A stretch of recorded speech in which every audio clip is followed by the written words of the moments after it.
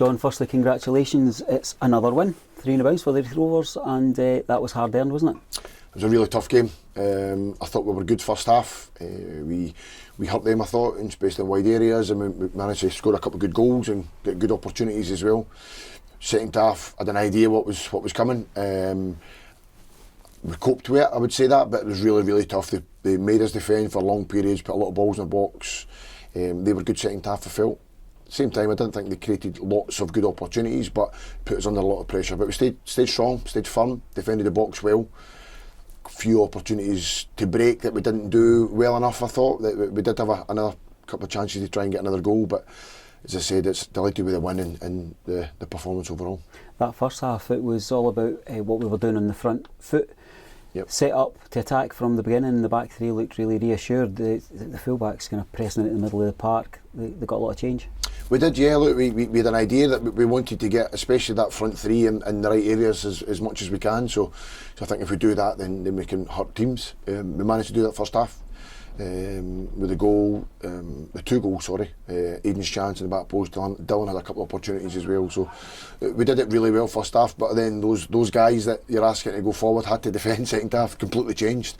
And what a work rate that they had, as we did as a whole team. So the game definitely flipped second half. 2 different sides of us that were shown, and we're delighted to get the 3 points. David's obviously gone up the tunnel at half time, probably happier to hear the whistle than you were, to adapt his team, look at his formation, back three there, pushing people forward.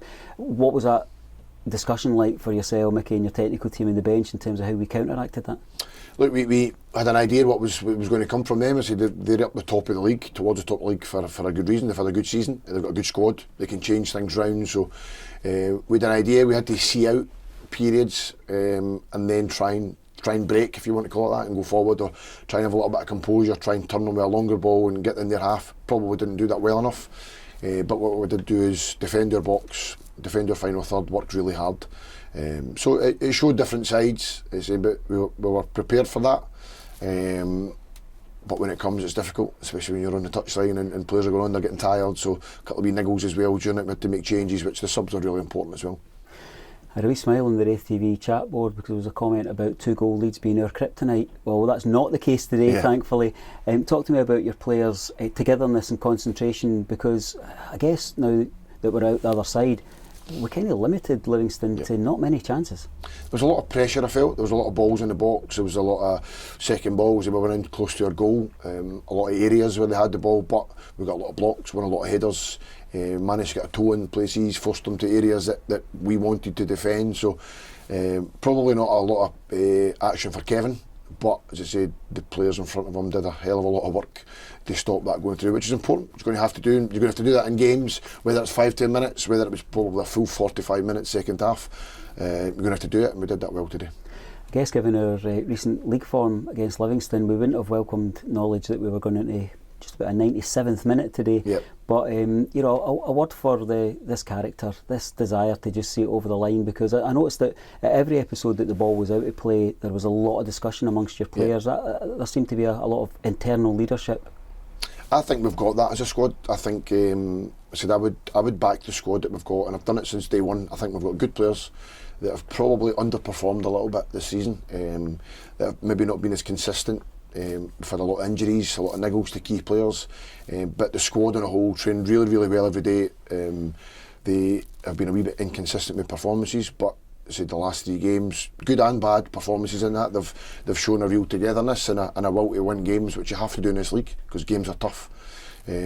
So as I said, it's a good squad. There's competition for places. We want to keep them as fit as we can and get a few bodies back fit, and if we can do that and keep going, then hopefully we can win more games. What's the week ahead looking like for yourself? We'll relax tomorrow, then we'll start preparing for United next week. Obviously we're trying to get a new manager in place. When that will be, we don't know yet, but it's just important that we prepare as we did this week. So if anyone does come in, we're ready to go, and if it's us that are in charge, then we'll be ready to go down to United and try and win a game. You're not going to have much time for sleep. You're always pivotal in the ins and the outs and the changes and the loans and the extensions and everything that comes with it, and in the meantime you've also got to make sure we've got a team ready to getting the pitch? Busy time?